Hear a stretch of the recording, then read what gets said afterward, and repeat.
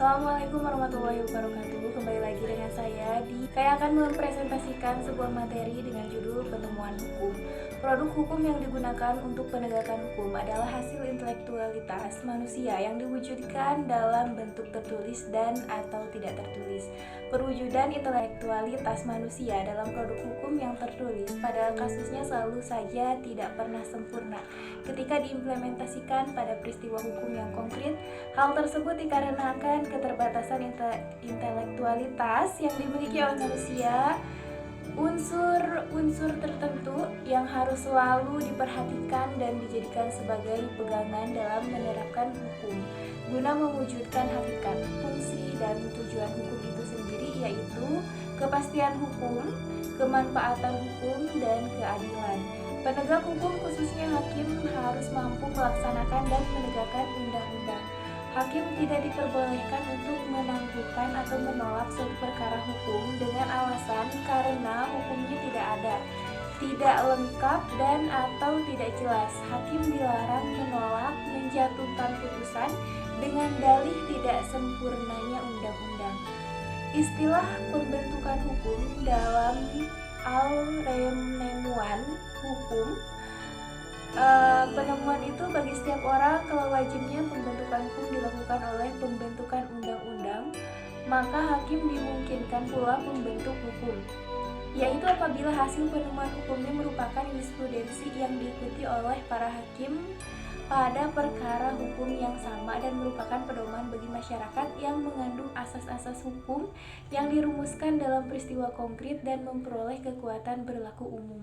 Istilah penciptaan hukum terasa kurang tepat karena memberikan kesan bahwa hukumnya itu sama sekali tidak ada, kemudian diciptakan dan dari tidak ada menjadi ada. Bahwa hukum bukanlah suatu hal yang selalu berkaitan dengan kaidah baik tertulis maupun tidak tertulis. Akan tetapi dalam juga berupa perilaku dan atau peristiwa, di mana dalam perilaku itulah terdapat hukum yang harus digali serta ditemukan. Penemuan hukum yang memberikan penjelasan yang gamblang mengenai teks undang-undang agar ruang lingkup kaidah dapat ditetapkan sehubungan dengan peristiwa tertentu. Interpretasi bahasa atau gramatikal bahasa merupakan sarana yang penting yang dipakai oleh pembuat undang-undang untuk menyatakan kehendaknya. Oleh karena itu, pembuat undang-undang harus memilih kata-kata dengan singkat, jelas, namun yang terpenting tidak dapat ditafsirkan secara berbeda-beda. Mengetahui makna ketentuan undang-undang dengan cara menguraikannya menurut bahasa, susunan kata atau bunyi. Interpretasi sejarah atau historis. Sejarah atau riwayat peraturan perundang-undangan yang bersangkutan. Dengan kata lain, interpretasi historis meliputi interpretasi menurut sejarah undang-undang dan sejarah penetapan suatu ketentuan perundang-undangan.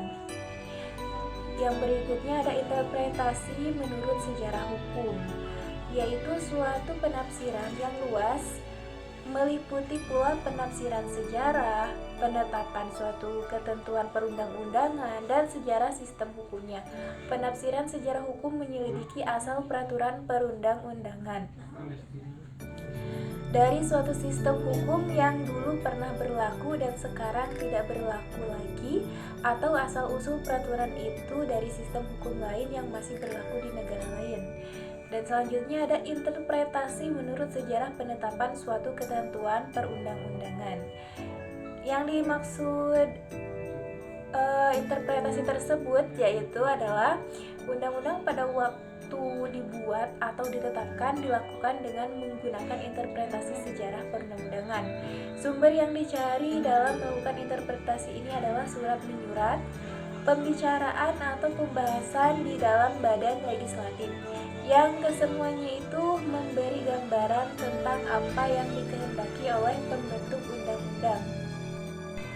Interpretasi sistematis atau interpretasi dogmatis menafsirkan undang-undang yang menjadi bagian dari keseluruhan sistem perundang-undangan dengan cara menghubungkan dengan undang-undang lain, itulah yang dinamakan interpretasi sistematis.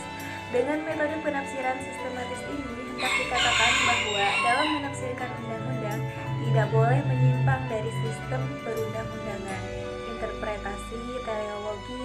atau sosiologis interpretasi, yaitu menafsirkan undang-undang dengan menyelidiki maksud pembuatan dan tujuan dibuatkannya undang-undang tersebut. Dengan interpretasi teologis ini, undang-undang yang masih berlaku diterapkan terhadap suatu peristiwa hubungan kebutuhan dan kepentingan pada masa kini. Di sini peraturan perundang-undangan disesuaikan dengan hubungan dan situasi sosial yang baru. Attention. Penemuan hukum berikutnya yaitu ada interpretasi komparatif atau interpretasi perbandingan hukum. Interpretasi komparatif dilakukan dengan jalan memberi penjelasan dari suatu ketentuan perundang-undangan dengan berdasarkan perbandingan hukum. Dengan memperbandingkan hukum yang berlaku di beberapa negara atau beberapa konvensi internasional. Menyangkut masalah tertentu yang sama akan dicari kejelasan mengenai makna suatu ketentuan perundang-undangan. Nah, untuk yang berikutnya, untuk lanjutannya yaitu hukum konstruksi. Hukum dapat digunakan oleh hakim sebagai metode penemuan hukum apabila dalam mengadili perkara tidak ada peraturan yang mengatur secara khusus mengenai peristiwa yang terjadi. Metode konstruksi hukum bertujuan agar hasil putusan hakim dalam peristiwa yang konkret yang ditandatanganinya dapat memenuhi rasa keadilan serta memberikan kemanfaatan bagi para pencari keadilan. Argumen peranalogian dalam perkembangannya sering disebut juga analogi. Analogi ini merupakan metode penemuan hukum di mana hakim mencari esensi yang lebih umum dari suatu peristiwa hukum atau perbuatan hukum baik yang telah diatur oleh undang-undang maupun yang belum ada peraturannya. Konstruksi hukum model ini dipergunakan apabila hakim harus menjatuhkan putusan dalam suatu konflik yang tidak tersedia peraturannya, tetapi peristiwa itu mirip dengan yang diatur dalam undang-undang.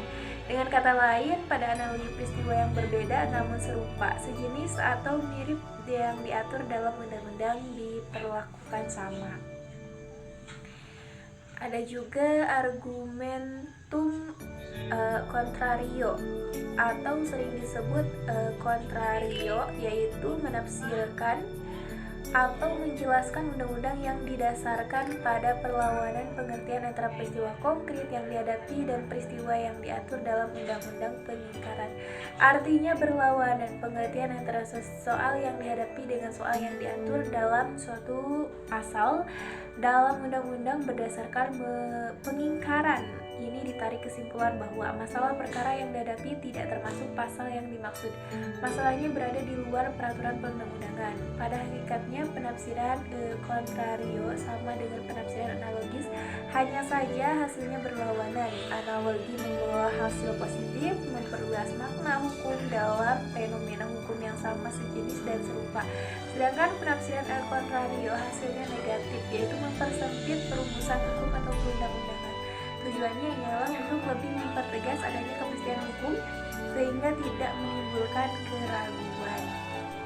Istilah penemuan hukum oleh beberapa pakar sering dipermasalahkan apakah lebih tepat jika menggunakan istilah pelaksanaan hukum, penerapan hukum, pembentukan hukum, atau penciptaan hukum. Hal ini khususnya terkait dengan penggunaan ketetapan istilah yang bisa mencakup keseluruhan makna yang dimaksud dalam definisi tertentu.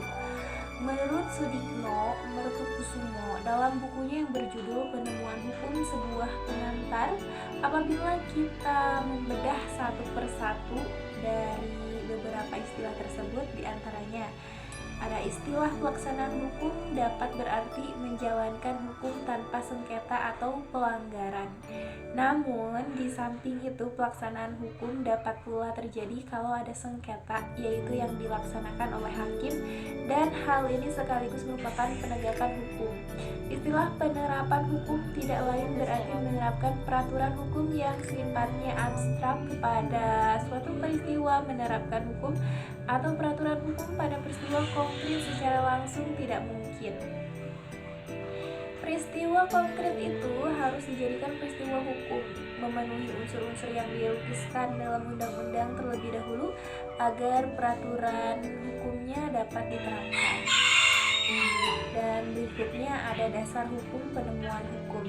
Dalam pasal 10 ayat 1 Undang-Undang Nomor 48 Tahun 2009 tentang kekuasaan kehakiman dijelaskan bahwa seorang hakim dilarang menolak perkara. Kalimat dilarang menolak perkara memberikan konsekuensi bagi hakim. Penemuan hukum di samping didasarkan pada ketentuan di atas, menemukan dasar hukum dengan jelas dan tegas terdapat pada pasal 5 Nomor 1 Undang-Undang Nomor 48 Tahun 2009 tentang kekuasaan kehakiman yang menegaskan bahwa hakim dan hakim konstitusi wajib menggali, mengikuti, dan memahami nilai-nilai hukum dan rasa keadilan yang hidup dalam masyarakat.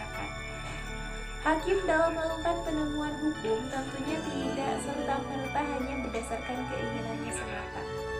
Hakim tetap berpedoman pada metode-metode penemuan hukum yang telah ada.